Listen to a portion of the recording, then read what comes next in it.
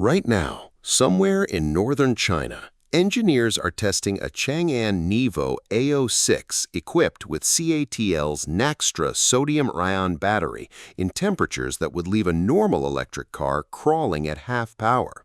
Ice on the windshield, snow on the ground, and yet the battery is still delivering power. That shouldn't be possible. For the last decade, every EV owner has learned the same painful lesson. When the temperature drops below freezing, your battery drops with it. Lithium-ion chemistry hates the cold. The electrolyte thickens, resistance climbs, and drivers watch 30 to 40% of their range evaporate before they've even left the driveway. The industry has treated this as an unavoidable trade-off, the price you pay for high energy density. But the Chang'an Nevo AO6 isn't making that trade-off. It's running on something else entirely, a sodium-ion battery pack with zero lithium and a design intended to reduce dependence on constrained battery materials. And in 2026, this isn't a lab prototype anymore. CATL and Chang'an have installed it in a mass production passenger vehicle platform with a commercial rollout announced for 2026. So what changed? How did a technology the industry left for dead suddenly become road-ready? And is it about to rewrite the rules of the entire EV market? In the next 15 minutes, we're breaking down exactly how this chemistry works, why it survives temperatures that would cripple a lithium pack, how long it actually lasts, whether it's really safer, and why, despite all of this, it still isn't cheaper than the batteries in your current EV. By the end, you'll understand exactly where this technology fits into the next few years of the EV industry and where it doesn't. Let's get into it. Sodium's unexpected comeback. Sodium-ion batteries aren't new. Researchers were experimenting with them back in the 1970s and 80s, long before lithium-ion took over the world. But the early sodium chemistry hit a wall. The materials degraded fast, and energy density was far too low to compete. The idea got shelved for decades. It resurfaced in 2021 when CATL unveiled its first-generation sodium-ion battery, rated at 160 watt-hours per kilogram. The reaction from the rest of the industry was mostly skepticism. Lithium prices were actually rising sharply at the time, but sodium-ion still faced lower energy density, an immature supply chain, and uncertain manufacturing economics. The real breakthrough was solving a problem buried at the atomic level. A sodium ion is about 25% larger than a lithium ion. Cram that bigger ion into a standard anode material, and the crystal structure just breaks down after a handful of charge cycles. That was the wall sodium batteries kept hitting. The fix came from an unlikely material, hard carbon. Its structure is disordered, almost sponge-like, full of irregular gaps that give the larger sodium ions room to move in and out without wrecking the material around them. That single material innovation is what unlocked everything else. By 2026, that innovation had matured into something genuinely competitive. The latest generation Naxtra sodium battery now hits 175 watt-hours per kilogram, putting it right in the neighborhood of mainstream lithium LFP batteries, the same chemistry used in millions of EVs on the road today. That number matters more than it sounds. For years, sodium battery was shorthand for interesting idea, not good enough to matter. A 15 watt-hours per kilogram jump might not look dramatic on paper, but it's the difference between a battery that only makes sense for stationary grid storage and one that can realistically sit inside a passenger car's floor pan. It's the gap that took sodium chemistry from a curiosity to a commercial product line in the span of about 5 years. Why sodium beats the cold. This is where sodium batteries stop just catching up to lithium and start beating it outright. The reason comes down to basic electrochemistry. Sodium-based electrolytes have a much lower freezing point than their lithium counterparts, and they hold on to their ion mobility even at brutally low temperatures. In plain terms, the traffic of charged particles inside the battery doesn't grind to a halt when it gets cold. The numbers back this up in a big way. At minus 30 degrees Celsius, a Naxtra sodium battery can deliver roughly 3 times the discharge power of an equivalent lithium LFP battery.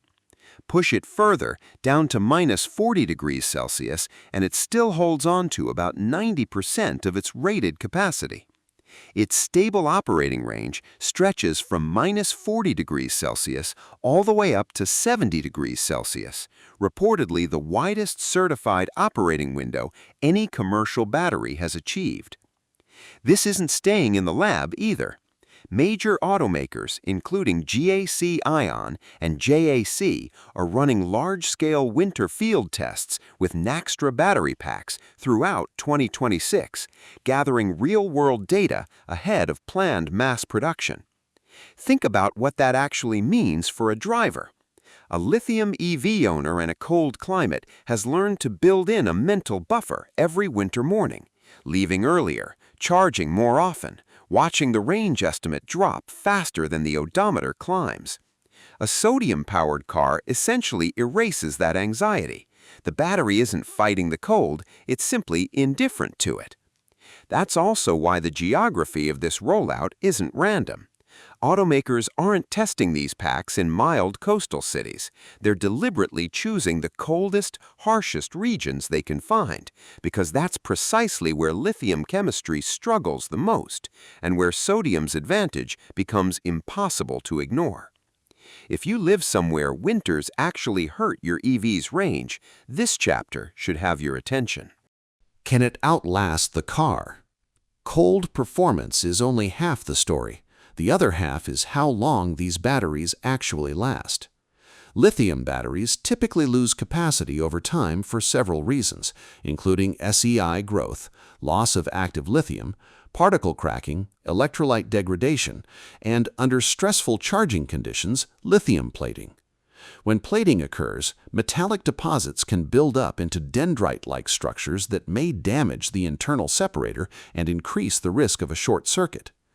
Sodium-ion batteries are not immune to metal plating or dendrite formation either. Their potential longevity comes from the stability of the complete cell design, including the hard carbon anode, cathode chemistry, electrolyte, operating temperature, and charging window. The lab numbers are striking. CATL reports that its Naxtra sodium battery can exceed 10,000 charge cycles. Compare that to the 2,000 to 3,000 cycles typical of the lithium LFP batteries powering most EVs on the road right now, and you're looking at a battery that could last 3 to 5 times longer. Put that in real-world terms. A typical EV battery rated for 2,500 cycles might realistically last the life of the car, but it's also usually the single most expensive component to replace once it degrades. A battery that can handle more than 10,000 cycles doesn't just last longer, it starts to change the economics of ownership entirely. For fleet operators, taxi companies, and grid storage providers who cycle batteries hard and often, that kind of longevity isn't a nice-to-have, it's the entire business case. Is sodium really safer? Now for the part that matters most if you're actually sitting inside one of these cars: safety. Lithium-ion battery fires can happen through something called thermal runaway. It can be triggered by physical damage, an internal short circuit, overcharging, overheating, or manufacturing defects. Once it begins, reactions inside the cell release additional heat, and some lithium-ion cathode chemistries can also release oxygen internally, which is one reason these fires are so hard to put out.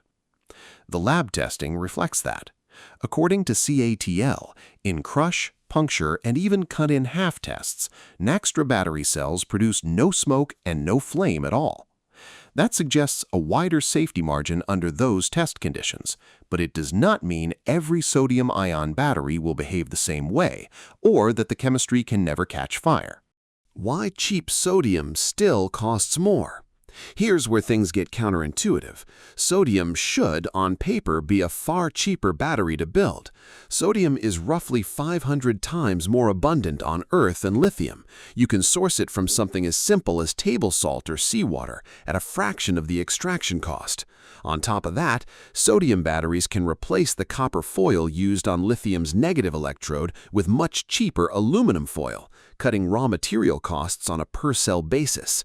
So why isn't sodium already undercutting lithium on price in 2026? The bottleneck is the supply chain for hard carbon, the anode material that made this whole technology possible in the first place. That supply chain still isn't standardized globally. It's fragmented across different manufacturers with inconsistent processes, which keeps material waste rates high during production.